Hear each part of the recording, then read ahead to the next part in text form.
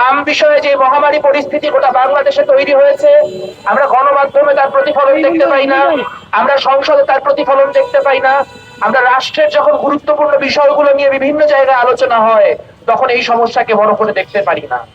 আমরা দেখেছি সংসদে নানান রকম অনর্থক বিষয় নিয়ে সারাক্ষণ তর্ক চলছে। সরকারকে ব্যতিব্যস্ত করার বা সরকারকে কোণঠাসা করার নানান কাজ বিরোধী দল করছে।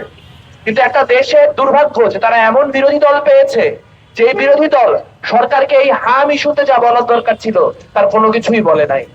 ঠিক যেমন করে মার্কিন চুক্তির ইস্যুতে তারা কোনো কথা বলে নাই। অর্থাৎ দেখা যাচ্ছে এখানে মার্কিন চুক্তির বিষয় হোক বা হাম মহামারীর বিষয় হোক, মৌলিক গুরুত্বপূর্ণ বিষয়গুলোতে বাংলাদেশের সরকারি দল এবং বিরোধী দলের ঐক্যমত্য আছে। আর সে ঐক্যমত্য হচ্ছে বাংলাদেশের জনগণের বিরুদ্ধে থাকা ঐক্যমত্য। আজ হামের যে পরিস্থিতি বাংলাদেশে তৈরি হয়েছে তা কোনো অংশে কোনো মহামারীর থেকে কম না। 350 শিশু কয়েক সপ্তাহের ব্যবধানে মরে যাওয়া কোনো স্বাভাবিক ঘটনা না। এবং এই ঘটনা কেন ঘটেছে তা আমরা জানি। আমরা দেখতে পেয়েছি অতীতে হামের টিকা কিভাবে ইউনূস সরকারের আমলে একরকম বন্ধ করে দেওয়া হয়েছিল। আমরা দেখতে পেয়েছি চিকিৎসাকে বাণিজ্যিকীকরণ করার লক্ষ্যে কিভাবে সাধারণ যে চিকিৎসা সেই চিকিৎসা মানুষের কাছ থেকে কেড়ে নেওয়া হয়েছে। আজ হামে যে মৃত্যুগুলি ঘটছে সেই মৃত্যুগুলির জন্য যে দায়, সেই দায় অবশ্যই ইউনূস সরকারকে নিতে হবে। সেই দায় অবশ্যই ইউনূস সরকারের সঙ্গে থাকা যে উপদেষ্টা আছে তাদের নিতে হবে। কিন্তু আমরা দেখছি তাদেরকে কাঠগড়ায় দাঁড় করানো তো দূরের কথা, বিএনপি হাম ইস্যুতে কোনো শক্তিশালী অবস্থানই এখন পর্যন্ত নিতে পারছে না।